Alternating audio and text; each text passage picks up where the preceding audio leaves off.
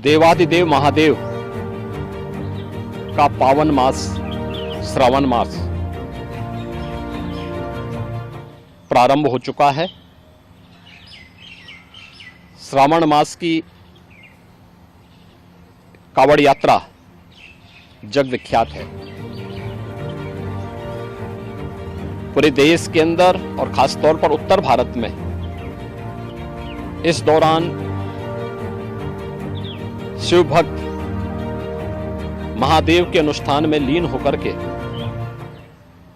सभी शिवालयों में जलाभिषेक के साथ अपनी असीम भक्ति का प्रदर्शन करते हैं।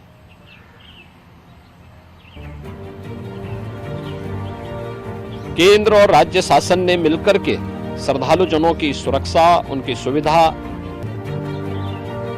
उनकी सुगम और सुरक्षित यात्रा के लिए अनेक प्रबंध किए हैं। कहीं कोई दिक्कत न हो, कहीं कोई अव्यवस्था न फैले, कोई भी उनकी आस्था के साथ खिलवाड़ न करने पाए, इन सब बातों का ध्यान में रख करके प्रयास प्रारंभ किए गए हैं। लेकिन हमें इस बात जरूर ध्यान में रखना होगा, मैं सभी श्रद्धालु जनों से इस बारे में विनम्र अनुरोध करूंगा। हम लोग भी शिव भक्त हैं, महादेव की असीम कृपा हम लोगों पे बनी रही है और निरंतर हम महादेव से यही प्रार्थना करते हैं कि उनकी कृपा सदैव बनी रहे। कोई भी पर्व और त्योहार, कोई भी साधना बिना आत्मानुशासन के पूरी नहीं होती है। सुगम और सुरक्षित यात्रा के लिए हमें न केवल अंतःकरण से बल्कि बाहरी रूप से भी उस पूरी प्रक्रिया के साथ लीन होना पड़ेगा। शिवो भूत्वा शिवम यजेत।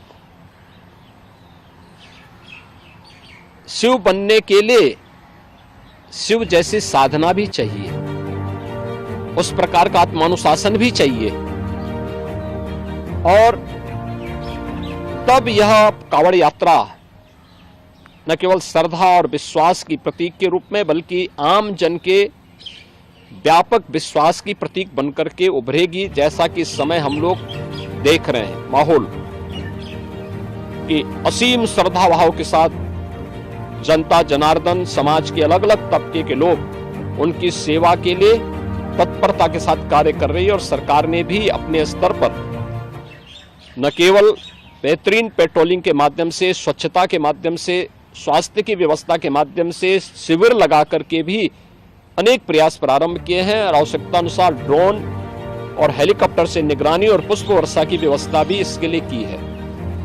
मैं सभी शिव भक्तों से अपील करूंगा कि देवादेव महादेव की कृपा हम पर बनी रहे।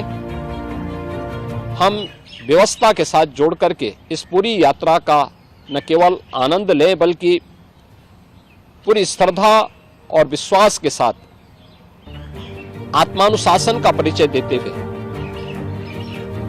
इस पावन श्रावण मास के कावड़ यात्रा कार्यक्रम को सफलतापूर्वक आगे बढ़ाने में अपना योगदान दें। आप सबकी सुगम सुरक्षित यात्रा के लिए मेरी मंगलमय शुभकामनाएं।